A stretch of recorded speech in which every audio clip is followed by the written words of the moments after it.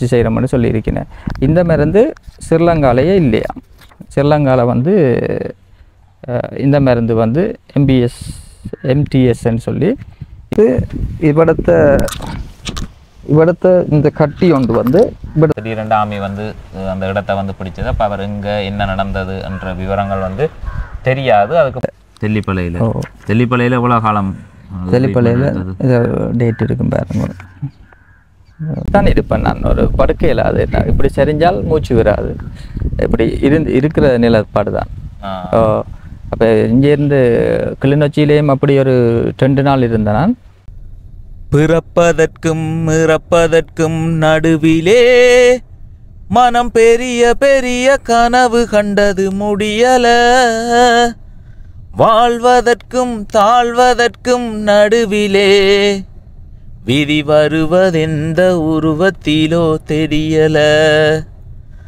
பிறப்பதற்கும் இறப்பதற்கும் நடுவிலே மனம் பெரிய பெரிய கனவு கண்டது முடியல. வாழ்வதற்கும் தாழ்வதற்கும் நடுவிலே விதி வருவதெந்த உருவத்திலோ தெரியல. இறைவனுக்கும் மனிதனுக்கும் இடையிலே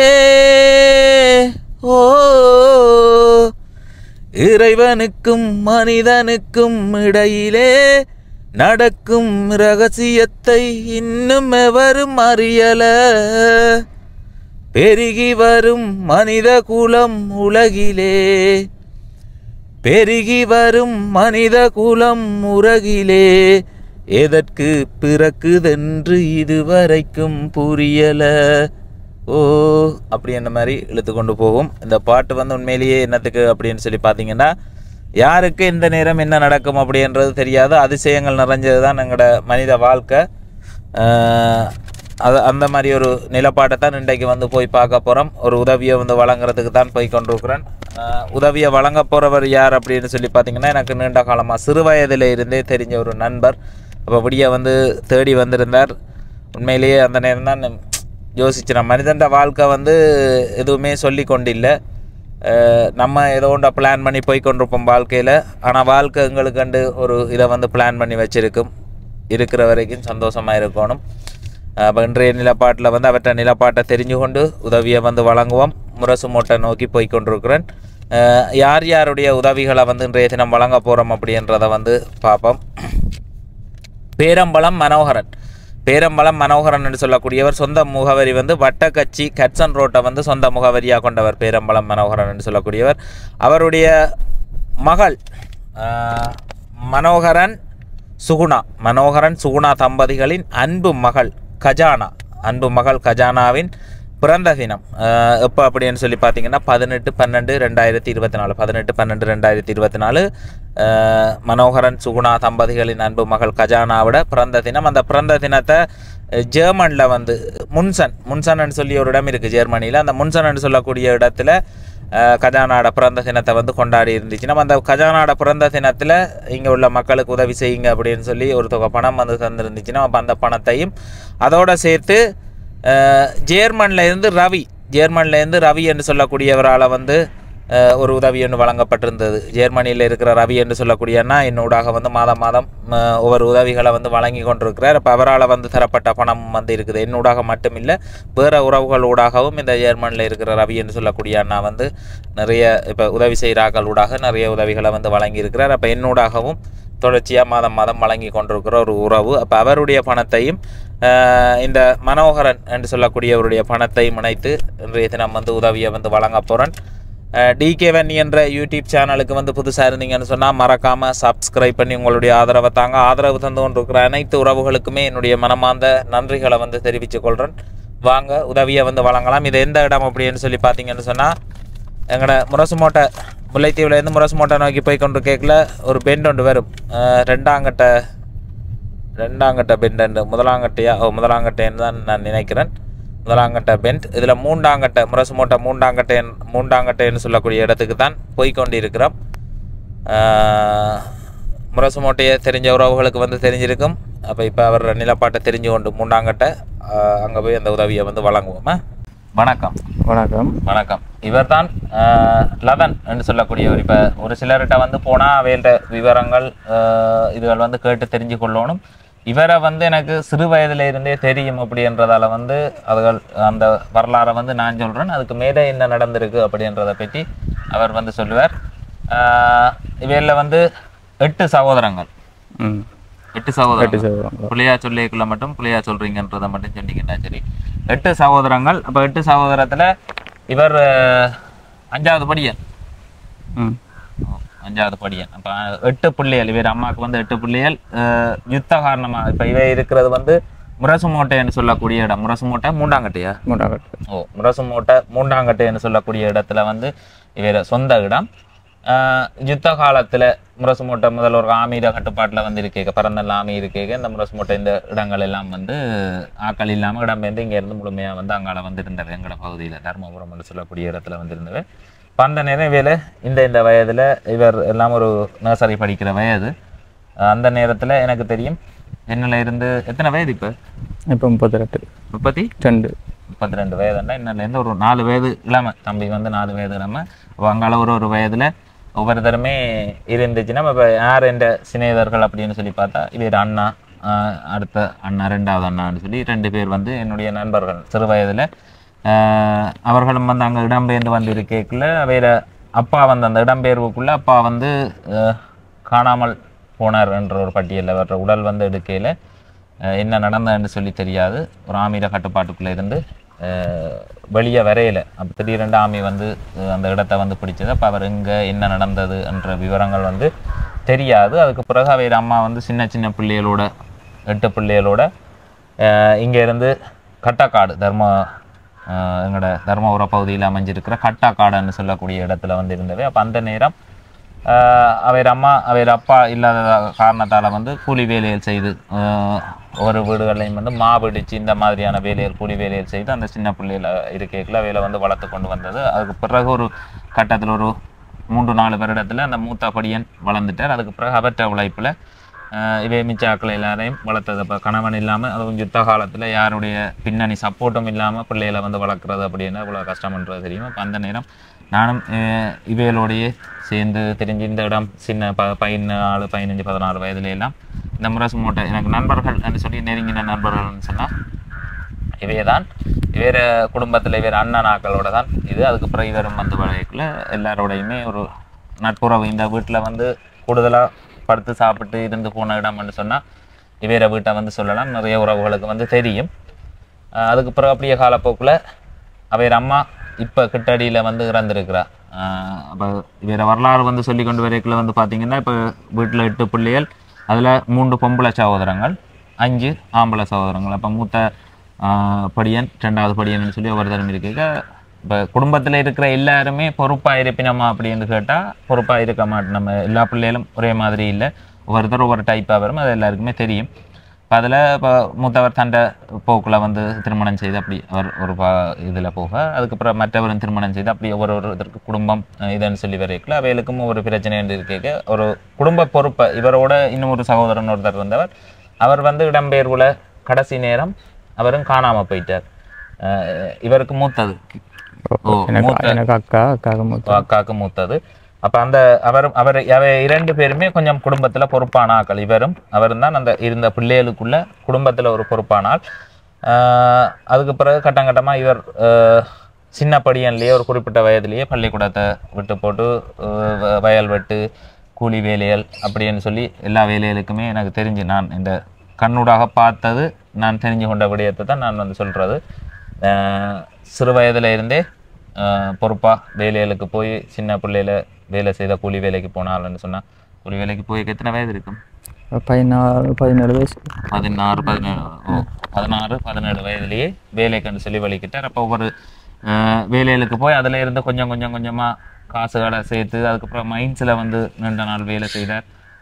அதுக்கப்புறம் அப்படியே இது செய்து ஒரு கட்டத்தில் சொந்தமாக ஒரு வாகனம் வந்து எடுத்தவர். ஒரு டிப்பர் ஒன்று வந்து அதுவும் லீஸில் இப்போ காசை கட்டி முன்பணம் கட்டி அதில் இருந்து வாகனம் எடுத்து அதையும் வச்சு ஓடி அதுக்கு பிறகு மிஷின் வெக்டர் எடுத்து ஒரு மனுஷன் கஷ்டப்பட்டு முன்னுக்கு எந்த ஒரு பின்னணி பேக்ரவுண்டும் இல்லாமல் முன்னுக்கு வரலாமா அப்படின்னு சொன்னால் அது இவையில பார்த்து தான் அதை இவரை பார்த்து நானே வந்து ஒரு கட்டத்தில் அதிசயப்பட்டு நான் எந்த ஒரு பின்னணி வசதியும் இல்லாமல் எல்லாத்தையும் சொந்தமாக தானே கஷ்டப்பட்டு உழைச்சி உருவாக்க முடியும் அப்படின்றதுக்கு சிக்கனம் வந்து வந்துட்டு இருக்கிற மற்றது நல்ல பழக்க வழக்கம் குடும்பத்தில் பொறுப்பு 2 சகோதரிகளுக்கு திருமணம் செய்து வச்சிருக்கிறார் அவையில நிலப்பாட்டை வந்து பார்த்தா அதே மாதிரி அவர் அம்மா இருக்கு அம்மாவும் வந்து ஒரு வருத்த காரணமாக தான் இறந்திருந்தால் அவரோட இறுதி கிரிய நிகழ்வுல இருந்து எல்லாமே ஒரு பொறுப்பானண்டு அதுக்கான செலவுகள் எல்லாம் செய்து பார்க்கக்கூடிய நிலைமையில இருந்த பிள்ளை அப்படின்னு சொன்ன அந்த 8 பிள்ளைகளுக்குள்ள இவர் மட்டும்தான் அதை பொறுப்படுத்தி நான் பார்க்குறேன் அம்மாவோட இறுதி கிரியை செய்கிறேன் இதை செய்கிறேன்னு சொல்லக்கூடிய ஒரு நிலைமையில இருந்த பிள்ளை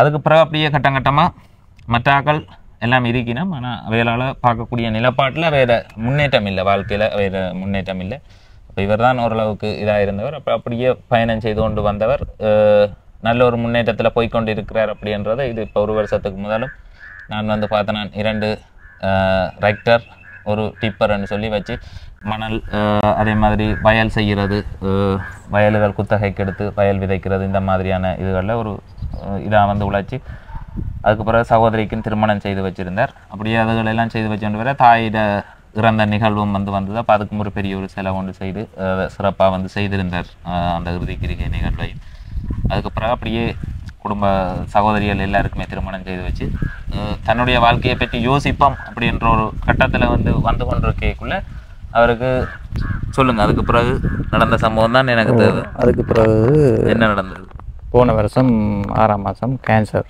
பிரச்சனை வருத்தம் நோமலாக வருத்தம் வந்தது என்ன முதல் ஆரம்ப தோட்டி வச்சது முதல் வந்து கொஞ்சம் மூச்சு திணறல் மாதிரி இருந்தது அப்போ நாங்கள் கொண்டே ஹாஸ்பிட்டலில் காட்டி அங்கே அட்மிட் ஆகி அவையில் வந்து நிமோனியா காய்ச்சல்னு சொல்லி அதுக்கு மருந்து தந்தவள் அதுக்கு மருந்து வந்து அந்த மருந்து கட்டுப்படையில்லைன்னு சொல்லி யாழ்ப்பாணம் ஏற்றி யாழ்ப்பாணத்தில் மேலதிக சிகிச்சை செய்து கேன்சர் தானன்னு சொல்லி உறுதிப்படுத்தி அங்கே ஒரு மாதம் இருந்த நான் யாழ்ப்பாணம் வருத்தம் அந்த அதாவது பிளட் கேன்சர்னு சொல்லி இவரை வந்து இனங்காணப்பட்டது இப்போ 1 வருஷத்துக்கு முதல் போன வருஷம் 6ஆம் மாதம் இனங்காணப்பட்ட 6ஆம் மாதம் வந்து ஹாஸ்பிட்டல் போகிறாங்க 7ஆம் மாதம் இனங்காணப்பட்டது 7ஆம் மாதம் ஹாஸ்பிட்டலால் வந்து இனங்காணப்படுது இவருக்கு வந்து இந்த வருத்தம்னு சொல்லி அதுக்கு பிறகு இப்போ திடீரென்று ஒரு நல்ல நிலைமையில் தண்டை நல்ல பழக்க வழக்கம் அதே மாதிரி உடற்பயிற்சி செய்கிறது எல்லா இதுகளையும் உடலையும் இது செய்து கொண்டு மற்ற ஆக்கள் கூடாத பழக்க வழக்கம் உள்ள ஆக்களையே வந்து பார்த்து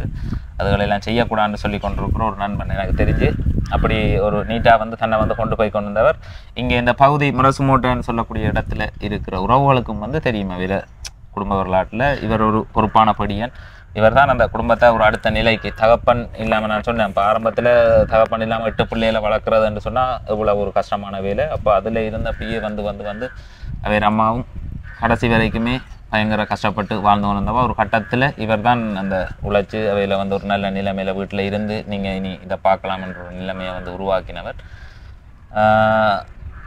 அந்த வரலாறுகள் வந்து முழுமையாக இந்த கண்ணூடாக வந்து பார்த்தது சின்ன படியனில் இருந்து அவர் அம்மா அந்த நேரம் வந்திருந்து பட்ட கஷ்டமும் அதுக்கப்புறம் கடைசியாக அவாவை ஒரு நல்ல ஒரு நிலைமையில் இவர் வச்சு பார்த்து கொண்டவர் அதுக்கு பிறகு இந்த ஒரு வருத்தம் என்று கேள்விப்பட்டோன்னே அதுக்கு ஒரு பெரிய அளவிலான செலவு வந்து செய்ய வேண்டிய ஒரு தேவை வந்துட்டுது அப்படித்தானே செலவு வந்து செய்ய வேண்டி வந்துட்டுது எல்லா பிரச்சனையுமே அவர் செய்து முடித்தோடனே அது எந்த பகுதியில் உங்களுக்கு தோட்டி வச்சது நெஞ்சு இவடத்தை சுவாச குழையோட ஒட்டி நெஞ்சில் சுவாச குழாய்க்கு பக்கத்து இவரை வந்து சொல்கிறேன்னா இப்போ 2 வருஷத்துக்கு முதல் நான் இப்படி கேமரா வச்சாலே என்ன படம் எடுக்காதீங்க அப்படின்னு சொல்லி இது செய்வான் சண்டை பிடிப்பான் படம் எடுக்காதீங்க இது செய்யாதீங்கன்னா அதுக்கு ஒரு காரணம் அவருக்கு வந்து முடியும் வந்து கொஞ்சம் கொட்டை வலிக்கிட்டு அப்போ கொட்டை வலிக்கிட்டு அதை சேவ் பண்ணி இப்போ இன்றைக்கு புலத்துக்கு வந்து விடியவில்லை நான் வந்து ஆனால் எனக்கு ஒரு பதவி ஒன்று போட்டு உதவி பெற்றுத்தான்னு சொல்லி வரைக்கல அதை கேட்கல எனக்கே வந்து கவலையாக இருந்தது அப்படி இந்த கேமராக்குள்ளே வர்றதும் மற்றது இந்த இப்படி உதவி எல்லார்ட்டையும் கேட்குறது இது செய்கிறது ஒரு விரும்பாத ஒரு நபராக வந்து இருந்தவர் இன்றைக்கு அவனோட வாழ்க்கையில் வந்து அப்படி ஒரு கட்டாயம் கேட்டே ஆகணும் ஒன்று கேட்கணும் இல்லை என்ன செய்கிறன்ற ஒரு நிலப்பாட்டில் வந்து என்ன பின்னணியில் வந்து யாரும் வழியிலையோ இல்லை சகோதரர்கள் ஒரு நல்ல நிலையிலையோ அந்த மாதிரி இல்லை எல்லாம் எதை செய்தாலும் இவர்கிட்ட அண்ணன் தம்பியாக்களை வந்து போய் கேட்கக்குள்ள அவனுக்கு வருத்தம் வந்தது எங்களுக்கு ஒன்றும் சொல்லலை எங்களுக்கு இது செய்யலை, போனான் தண்டவாட்டுக்கு போனான், ஹாஸ்பிட்டலில் கிடக்கிறான், எழும்பி வாரான் போகிறான், இது செய்கிறான்ன்ற. இப்போ ஏன்டா இந்த இப்படியே கேட்குறேன்னே நீ ஒருத்தருக்கும் ஒன்றும் சொல்ல இல்லையா, ஒன்றும் இது செய்யலையாமன்னா அவங்களுக்கு சொல்லி அவங்க என்ன எனக்கு செய்ய போகிறாங்க, செய்யக்கூடிய நிலைமையிலையும் ஒன்றும் இல்லை, எல்லாமே நான் தான் பார்த்துக்கொள்ளணும். அப்போ இந்த பிரச்சனையை நான் தான் பார்க்கணும், அதை நான் பார்க்குறேன்னு சொல்லி யாரோ அந்த ஒரு சிநேகத்தை வச்சு இப்போ அப்பாவும் இல்லை அம்மாவும் இல்லை, அதே மாதிரி எல்லாருமே திருமணம் செய்து தங்களோட குடும்பம் பண்ணி இருக்கணும். இப்போ அவையிலும் பார்க்குறேன்னா தான் ஏதாவது செய்யணும். அப்போ அந்த நிலப்பாட்டை புரிஞ்சு கொண்டு தன் செயல்பாடை தான் செய்ய வலிக்கிட்டவர். அப்போ அதுக்குள்ளே நிறைய இப்போ ஒரு உழைச்ச ஒரு கட்டத்தில் தான் இதாகி கொண்டு வந்தவன். ஆனால் அதுவும் ஒரு காகித இறுதி சடங்கு நிகழ்வு, அதுக்கப்புறம் ஒரு வருஷத்துக்கு பிறகு தங்கச்சி அவள் தாயிரு கேட்க அவையெல்லாம் உண்டாக இருந்தவை. அதுக்கப்புறம் தனிச்சிட்டான்னு சொல்லி அவளுக்கு ஒரு திருமணம் அது இதுன்னு சொல்லி அப்படி எல்லா மதுகளெல்லாம் ஒழுங்குபடுத்தி கொண்டு போக அவர்கிட்ட கையில் உள்ள காசுகளும் பெரிய அளவில் செலவாகிட்டு, அதுக்கு பிறகு வருத்தம் அப்படின்னு சொல்லி வந்தோடனே அதுக்கு ஒரு பெரிய அளவில் செலவழிக்க வேண்டியதாக போயிட்டு. உங்களுக்கு அந்த ஒரு ஊசி எவ்வளோ முடிஞ்சாலும் சொன்னீங்க? 2,20,000 ஒரு ஊசிக்கு. ஒரு ஊசி அரசாங்கத்தால் அந்த ஊசி போடப்படுறதா? அரசாங்கத்தால் அந்த ஊசி இல்லைன்னு சொல்லி என்னை கண்டிக்கு அனுப்பினவே, கண்டியிலேருந்து அங்கேயும் இல்லைன்னு சொல்லி திருப்ப தெல்லிப்பளைக்கு அந்த ஊசி வழியை வாங்கி கொடுத்தேன் நான். சில நண்பர்கிட்ட உதவிகள் எனக்கு கிடைச்சது, சொந்தக்காரர்கிட்ட உதவியும் கிடைச்சது. அப்போ அதை வச்சு வாங்கி கொடுத்தேன்.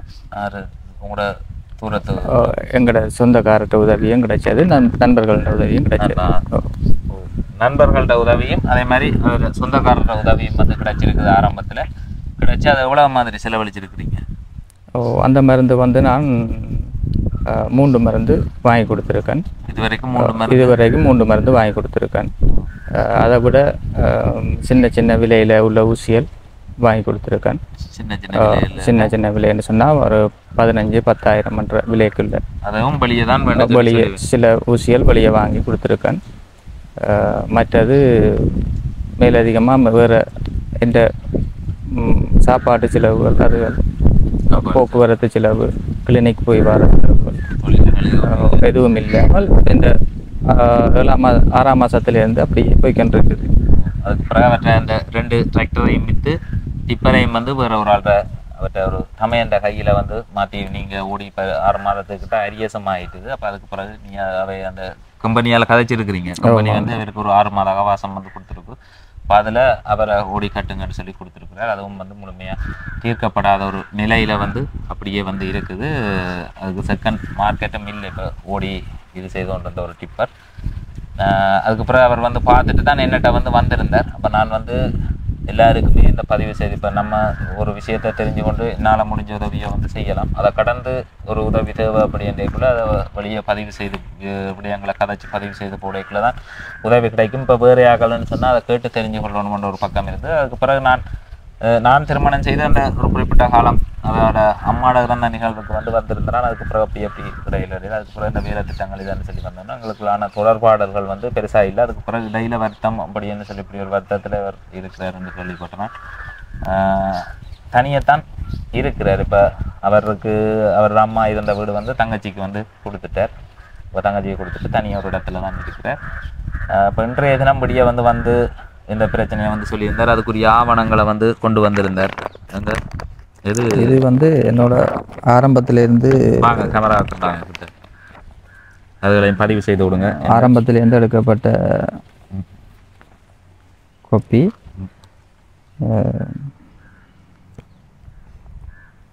இது உங்களுக்கு எங்கே இது போட்டு தரப்பட்டிருக்கு?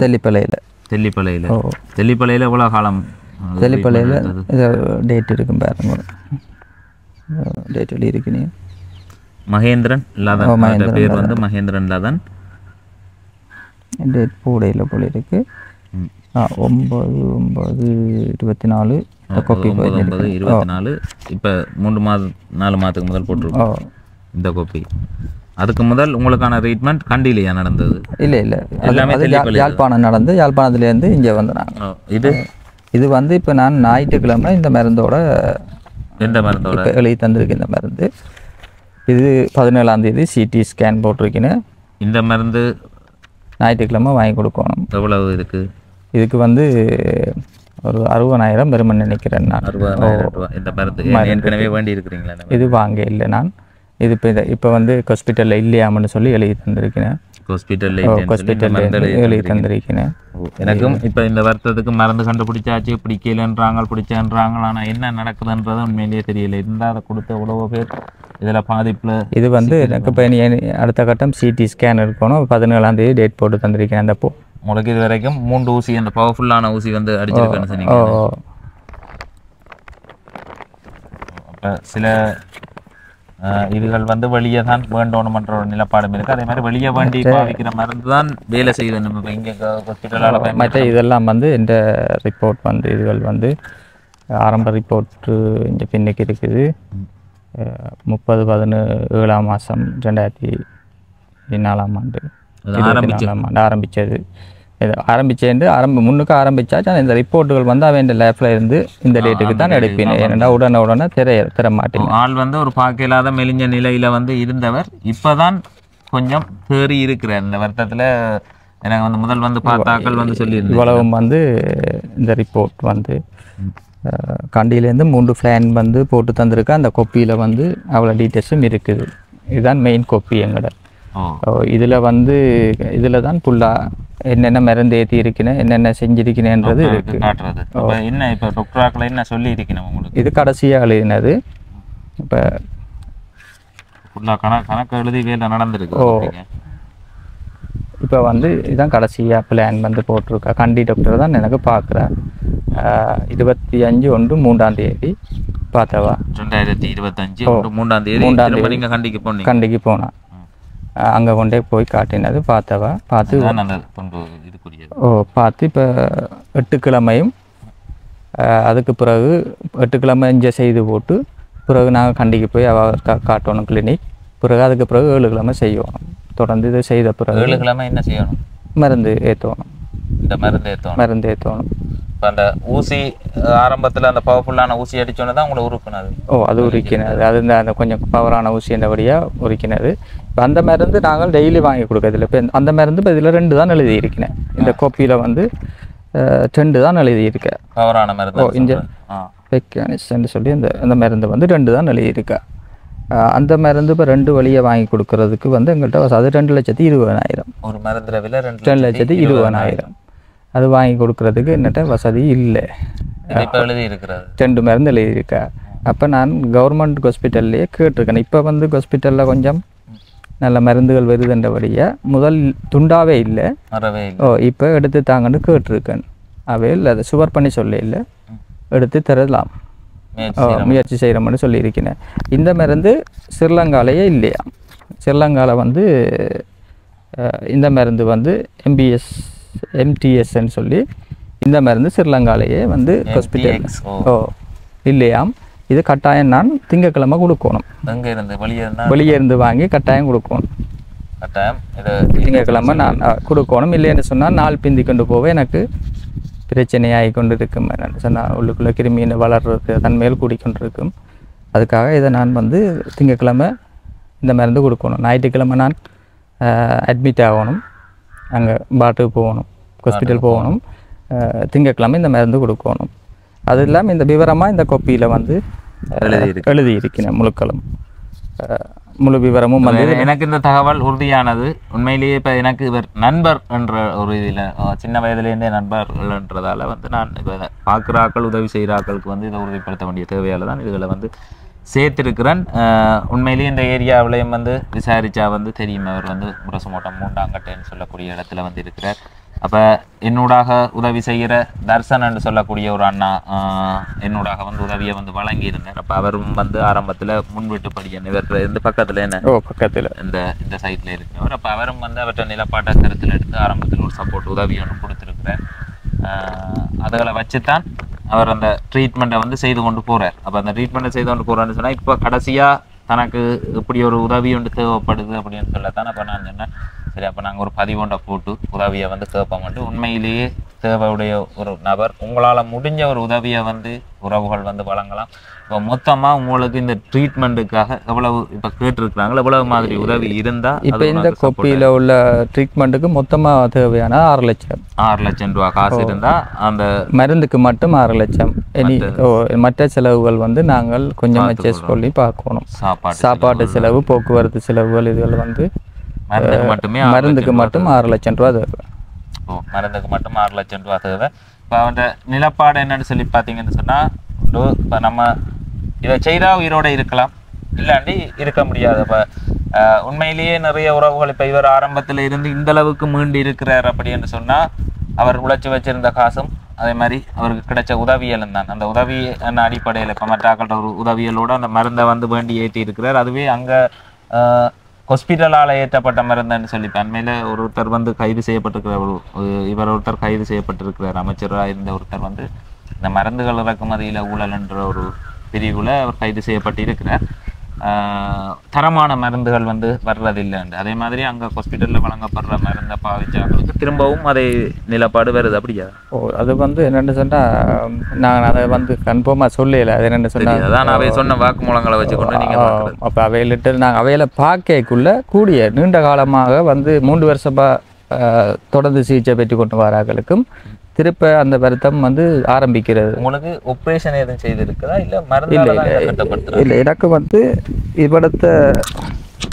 இவ்விடத்த இந்த கட்டி ஒன்று வந்து இவ்விடத்த இருக்குது. இவ்விடத்த ஊசி மூலம் போட்டு கட்டியை வெட்டி அனுப்பிடவேல். மற்ற நரம்பு அடைச்சதால் இதுக்குள்ளே வந்து லிவருக்கு அந்த இது எங்களோட இதயத்தை சுற்றி தண்ணி இந்த கழிவு ரத்தங்கள் கொஞ்சம் இருண்டிய இல்லை இதயத்தை சுற்றி அந்த ஆரம்பத்தில், அதாவது ஆரம்பத்தில் வந்து செய்த வேலை வந்து இதுதான். இப்போ இதயத்துக்குள்ளே தண்ணி தேங்கிட்டு மற்றது வந்து அதையும் எடுத்துக்கொண்டு ஆரம்பத்தில் ஒரு ஸ்டேஜில் வந்து முகமெல்லாம் வீங்கி இதுக்குள்ளே எல்லாம் வீங்கி இப்படி ஒரு வீங்கி முட்டின மாதிரி நிலைமை வரத்தான் நீங்கள் ஹாஸ்பிட்டலுக்கு போயிருக்கிறீங்க? இல்லை, அதுக்கு முதலே நான் போயிட்டேன். கிளிநொச்சி ஹாஸ்பிட்டலில் OPT எக்ஸைல் என்ற பிரச்சனை இருந்தது. 2 ரூபா மருந்தெடுத்தேன். நான் 3வது தடவை நானே கேட்டு நின்றேன் நான் பாட்டில். அப்போ நானே கேட்டு நின்று எக்ஸ்ரே எடுத்து பார்க்க சொல்லி எக்ஸ்ரே எடுத்து அதில் இது வேறு வருத்தம்னு தான் சொன்னவே இல்லை. என்னென்னு சொன்னால், இந்த நிமோனியா வருத்தம். அது ஹாஸ்பிட்டல் 2 வலிக்கிட்டோம்னு சொன்னால் இப்போ ஒவ்வொரு ஒவ்வொரு வருத்தத்துக்குரிய மருந்தெல்லாம் கொடுத்து கடைசியாக தான் பிடிக்கிறது விளையாட்டை. அது அப்படி தான். அப்போ வந்து 4ஆம் நாள் யாழ்ப்பாணம் என்ன அந்த மருந்து குறையே இல்லை. இப்போ 4ஆம் நாள் யாழ்ப்பாணம் ஏற்றிட்டினேன். யாழ்ப்பாணத்தில் தான் இப்போ இவ்வளோ வேலையும் செய்த வேல் ஸ்கேட் பண்ணி பார்த்து இதுக்குள்ளே வந்து எனக்கு கழிவிரத்தம் 270 ml வெளியெடுத்த வேல். பிறகு நுரையீரலுக்கு இல்லை இதே அறையை சுற்றி அது ரிப்போர்ட் எல்லாம் இருக்குது.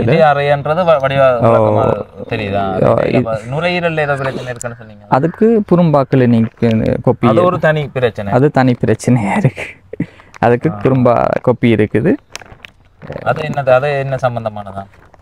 அது வந்து ஆஸ்மான்னு சொல்லி இந்த முட்டு சம்பந்தமான பிரச்சனை.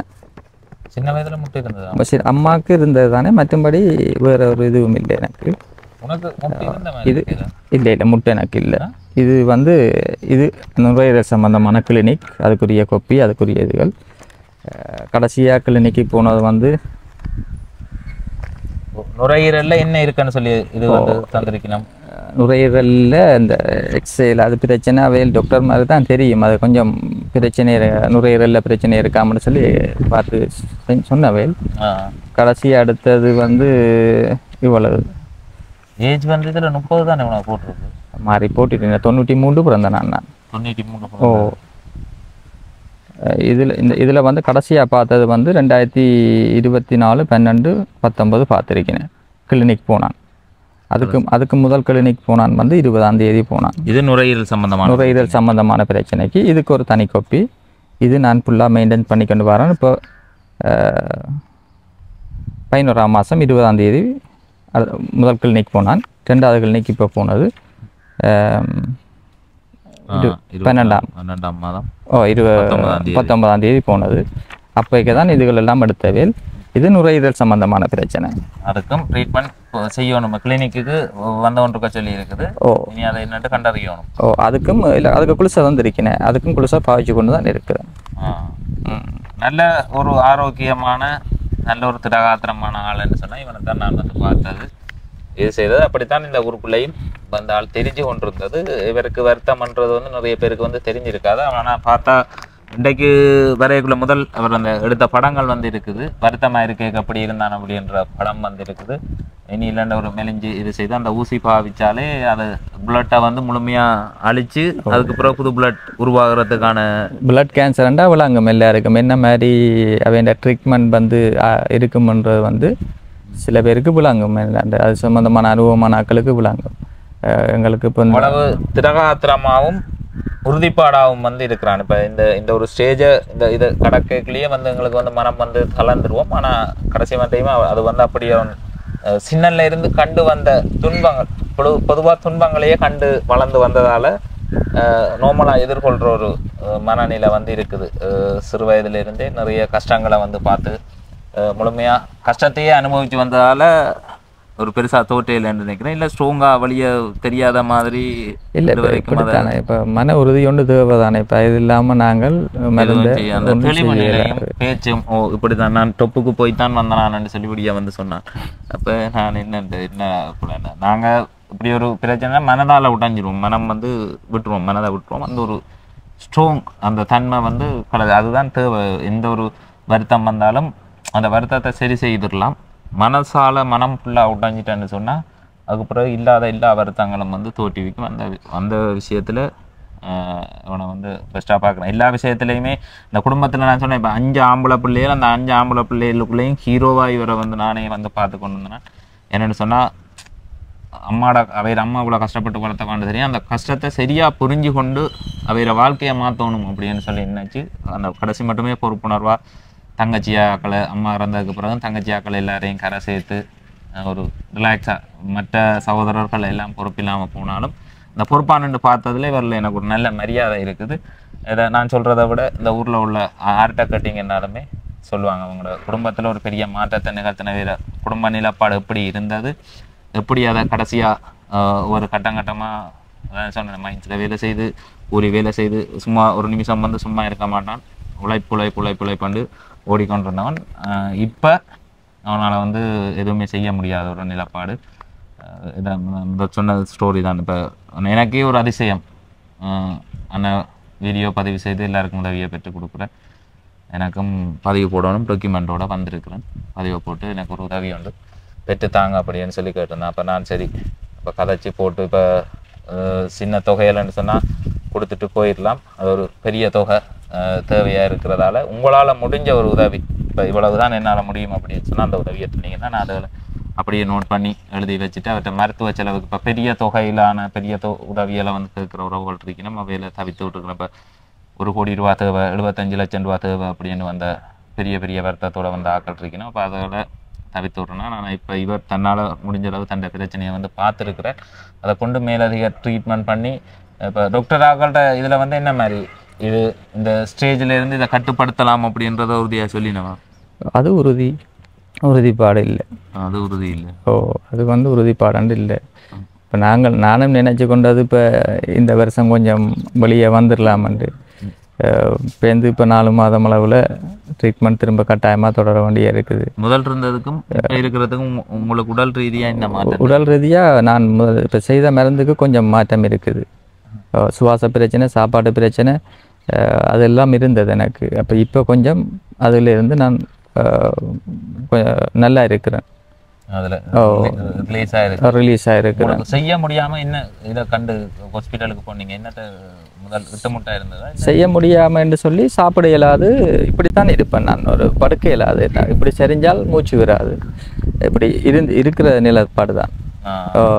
அப்போ இங்கேருந்து கிளிநொச்சியிலேயும் அப்படி ஒரு 2 நாள் இருந்தேன் நான். அதுக்கு பிறகு யாழ்ப்பாணம் ஒரு 5 நாள் இருந்தேன் நான் இந்த நிலையில். அதுக்கு பிறகு அதில் உடனடியான அந்த மருத்துவம் இதுகளை செய்ததால் பிறகு அப்படியே படிப்படியாக குறைஞ்சி கொஞ்சம் அச்சஸ் கட்டில் தானே. இப்போ இப்படியே சாஞ்சி தான் பேருந்து கொஞ்சம் கீழே சரியாக படுக்கக்கூடிய நிலப்பாடில் வந்த பிறகு தான் தெல்லிப்பலை மாற்றினவே.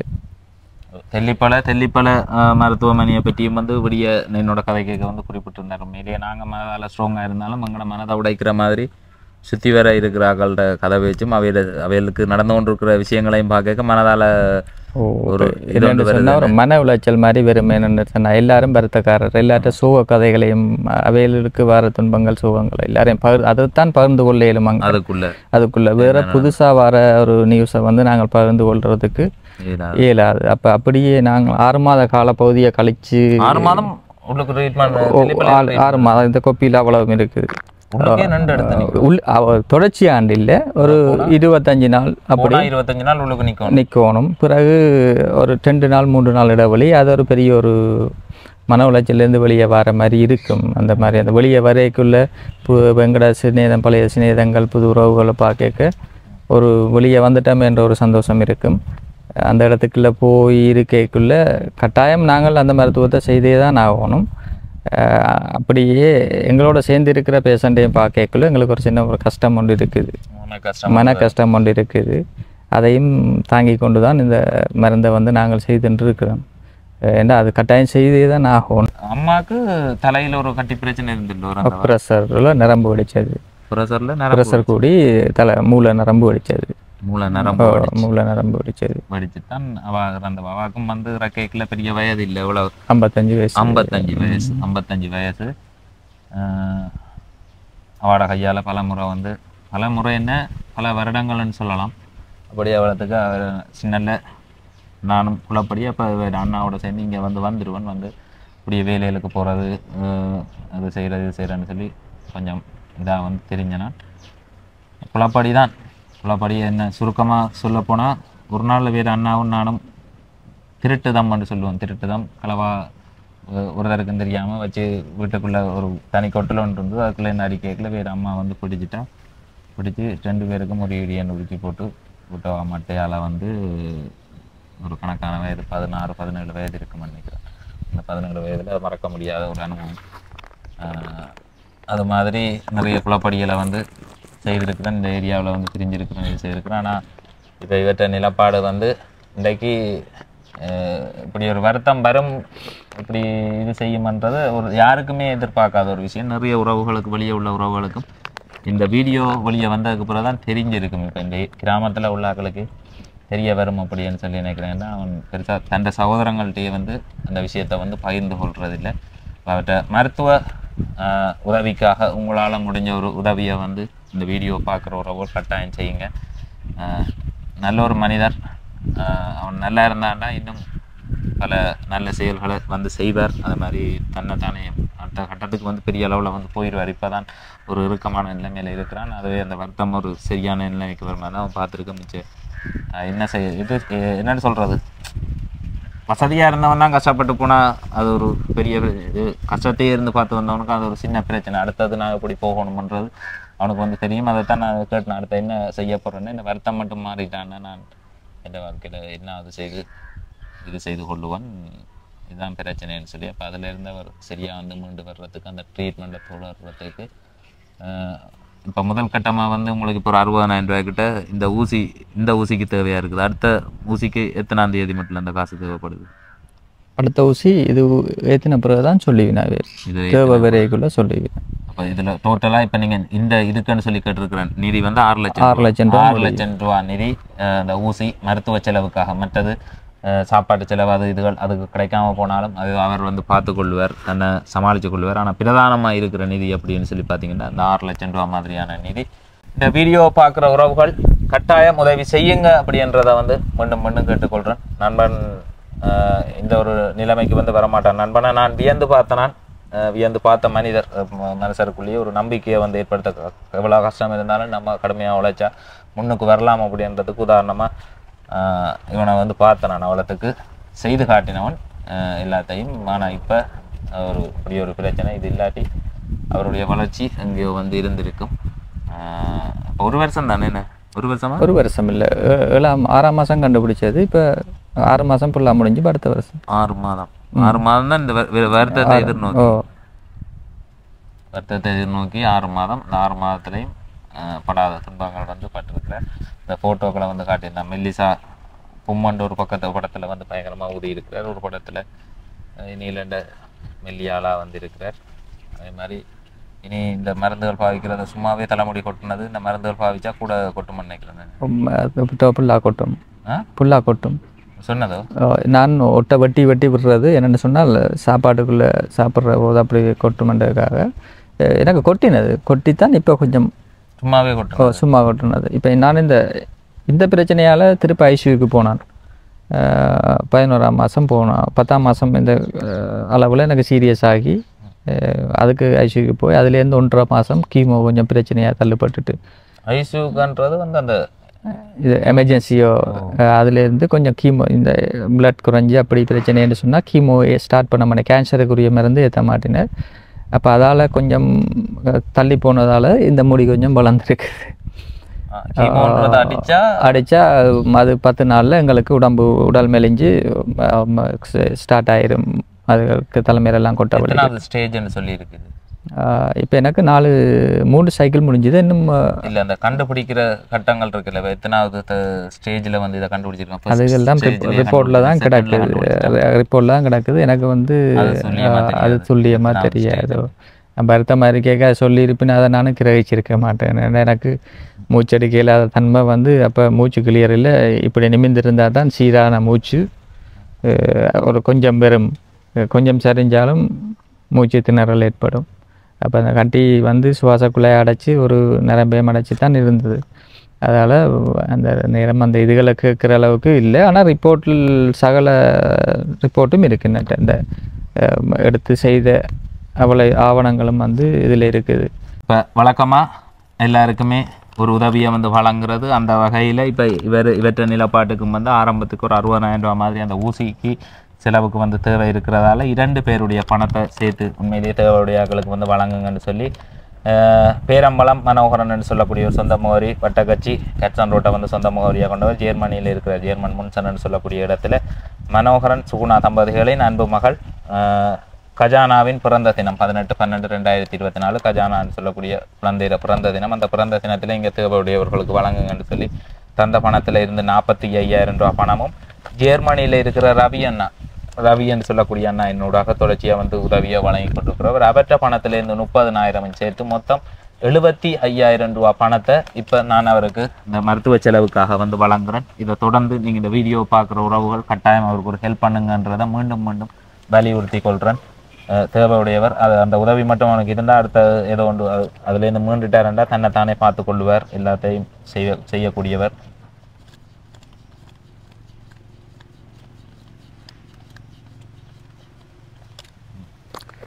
ஓகேயா 75,000 ரூபாய் இருக்குதா?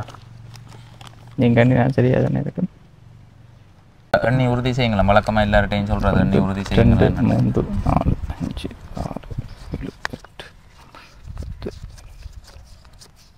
75 கிடக்குது. 75,000 ரூபா பணம் இருக்குது. அந்த பிறந்த நாளை கொண்டாடி கொண்டிருக்கிற கஜானா என்று சொல்லக்கூடிய தங்கைக்கு வந்து இனிய பிறந்த நாள் வாழ்த்துக்களை வாட 18ஆம் தேதி 12ஆம் மாதம் முடிஞ்சுது. உங்களுக்கு வந்து சகல செல்வங்களும் பெற்று சிறப்பாக வாழ என்னுடைய வாழ்த்துக்கள். அதே மாதிரி ஜெர்மனியில் இருக்கிற ரவி என்று சொல்லக்கூடிய அண்ணாக்கும் என்னுடைய மனமார்ந்த நன்றிகளை வந்து தெரிவிக்கிறேன். அதான் என்ன சொல்லணும்.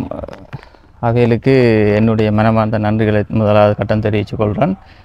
என்னுடைய மருத்துவ மேலதிக சிகிச்சைக்காக இந்த பணத்தை வந்து கஜானாவும் ரவி ஜெர்மனியில் இருக்கிற ரவி அண்ணா அவர்களுக்கும் இந்த கட்டத்தில் எனக்கு உதவியதுக்கு உதவி செய்து இந்த மருத்துவத்தை தொடர்றதுக்கான நல்ல ஒரு உதவியை செஞ்சிருக்கிறேன். இதனூடாக நான் பயனடைவேன். இதிலேருந்து நான் நல்ல வெளியே வருவேன்ற ஒரு நம்பிக்கை இருக்குது. இப்போ தற்போதைக்கு என்ற நிலைப்பாடு இந்த மாதிரி நிலைப்பாட்டுக்குள்ளே தள்ளப்பட்டுள்ளேன். இந்த உதவியை வழங்கியதுக்கு கார்த்தியனாக்கும் 2 பேருக்கும் என் மனமார்ந்த நன்றிகளை திரும்பவும் நான் தெரிவித்துக் கொள்கிறேன். நீ வருத்தத்திலிருந்து சுகமாக வரணும், அந்த சுகமாக வந்து நல்ல ஒரு நிலையில் இருக்கணும். அந்த பதிவையும் இந்த சேனல்லையே வந்து போடணும். நண்பனுக்கு இந்த பதிவை வந்து போடுவேன் அப்படின்றதை வந்து இந்த வாழ்க்கையில் நான் ஒரு இது எள்ளளவும் நினைச்சு பார்க்காத ஒரு விடயம் இன்றைய தினம் வந்து நடந்திருக்கிறது. இந்த ஸ்டேஜ் வந்து இப்போ ஏதோ தன்னால் இருந்தது எல்லாத்தையும் கொடுத்து அந்த வருத்தத்தையும் வந்து வந்த வருத்தத்தை கூட எதிர்கொண்டிருந்தார். அப்போ அதுக்கு முதலே வந்து ஒரு பெரிய அளவிலான செலவுகள் எல்லாம் செய்திருந்தவர், உழைச்சி வச்சிருந்த பணத்தை ஒரு கட்டமாக இதுகளை செய்து. அப்போ இந்த நிலைமையில் வந்து ஆள் வந்து வருமன்றது எதிர்பார்க்கல. அதைத்தான் நான் சொல்ல, இவ்வளவு நம்ம எப்படி இதாக இருந்தாலும் நம்ம எப்படி நீ அடுத்தது என்னன்றதை எங்களை மிஞ்சின ஒரு சக்தி ஒன்று இருக்குது, அதுதான் முடிவு செய்து வருத்தம்னு சொல்லி வந்துட்டா உழைச்சா இவ்வளோதான் உழைச்சிருந்தாலும் அதை செலவழிச்சே தான் ஆகணும். அதே போல் மனுஷட்ட வாழ்க்கை ஒரு நிரந்தரம் இல்லாத ஒரு வாழ்க்கையாக வந்து போகுது. நாங்கள் இன்றைக்கு இது செய்வோம், நாளைக்கு இது செய்வோம், நாளன்றைக்கு இது செய்வோம் என்று உறுதியாக சொல்லவே முடியாது. இன்றைக்கு இருந்து காய்ச்சி கொண்டிருக்கிறோம்.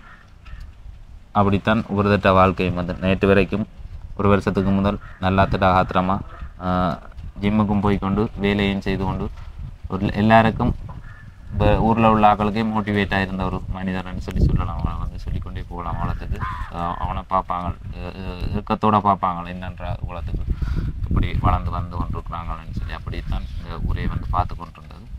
இன்றைக்கு இன்னும் ஒரு நிலப்பாட்டில் வந்து இருக்கிறான். சரி, நன்றி. சரி, நன்றியா.